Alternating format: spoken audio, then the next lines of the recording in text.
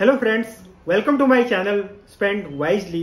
दोस्तों, 1 जुलाई से आरबीआई की जो नई गाइडलाइंस है क्रेडिट कार्ड्स के लिए वो आने वाली हैं और जितने भी क्रेडिट कार्ड इश्यूअर्स हैं, बैंक्स हैं, उनको इन नई गाइडलाइंस से कंप्लाई करना होगा। इन गाइडलाइंस में जो एक सबसे इंपॉर्टेंट चेंज है, जो मेरे ख्याल से कस्टमर्स के लिए सबसे ज्यादा बेनिफिशियल होने वाला है, वो ये है कि हर क्रेडिट कार्ड होल्डर को एक ऑप्शन मिलेगा अपनी स्टेटमेंट जनरेशन और ड्यू डेट चुनने का। दोस्तों, ये उन लोगों के लिए और भी ज्यादा इंपॉर्टेंट या बेनिफिशियल हो जाता है जो मल्टीपल क्रेडिट कार्ड्स यूज करते हैं।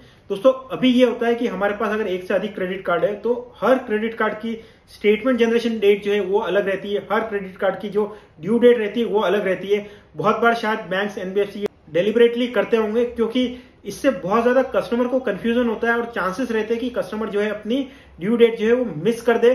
और एक बार ड्यू डेट अगर मिस हो गई तो आपका जितना भी आउटस्टैंडिंग है उस आउटस्टैंडिंग पर ट्रांजैक्शन डेट से लेके 48% पर एनम की रेट से इंटरेस्ट लगता है और आपको एक पेनल्टी भी लगती है। तो दोस्तों, ये जो आरबीआई की न्यू गाइडलाइंस है, इससे इस तरह की प्रॉब्लम से काफी हद तक छुटकारा मिल सकता है। बट इस वीडियो में दोस्तों मैं आपको ये बताऊंगा कि आपको due date, statement generation date, ये डिसाइड करने के लिए किन 3 बातों का ध्यान रखना है और बहुत सोच समझ के ये डेट आपको चूज करनी है, बिकॉज ये ऑप्शन आपको सिर्फ एक ही बार मिलेगा।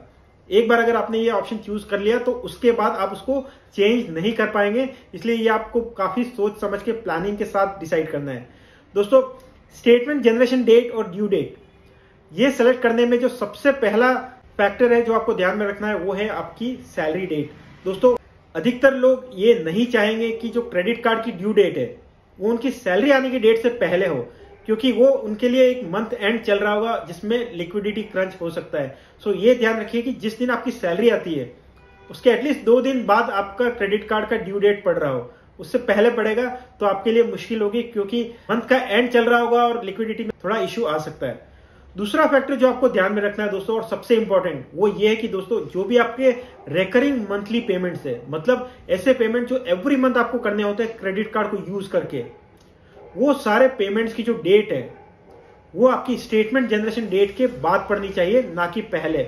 वो मैं इसलिए कह रहा हूं कि दोस्तों अगर वो स्टेटमेंट जनरेशन डेट के तुरंत बाद पड़ेगी तो आपको सबसे लंबा इंटरेस्ट फ्री पीरियड आपको मिलेगा।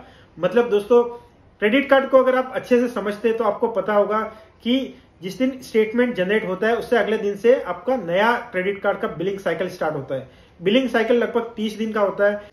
उस 30 दिन में आपने पहले दिन जो खर्च किया है और जो लास्ट दिन जो खर्च किया है वो सारे एक्सपेंसेस आपको सेम ड्यू डेट पे करने होते हैं, और वो ड्यू डेट होती है बिलिंग साइकिल खत्म होने के और 15 दिन के बाद। तो मतलब अगर आपने बिलिंग साइकिल के पहले दिन जो खर्च किया है उसके लिए आपको 30 दिन का पूरा बिलिंग साइकिल मिलेगा, उसके बाद 15 दिन का जो पेमेंट पीरियड है वो मिलेगा, मतलब 45 दिन या उससे भी ज्यादा का आपको इंटरेस्ट फ्री पीरियड मिलता है।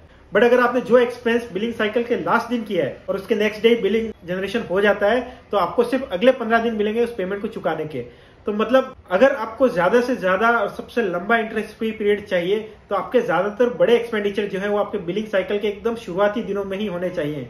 ये बात का आपको ध्यान रखना है। जो भी आपके रेकरिंग पेमेंट्स है जिसमें ज्यादातर आपके यूटिलिटी बिल पेमेंट्स होंगे, जैसे लाइट का बिल हो गया, गैस का बिल हो गया, ब्रॉडबैंड का बिल हो गया, मोबाइल रिचार्ज जो है उसको भी आप अलाइन कर सकते हैं इस साइकिल से।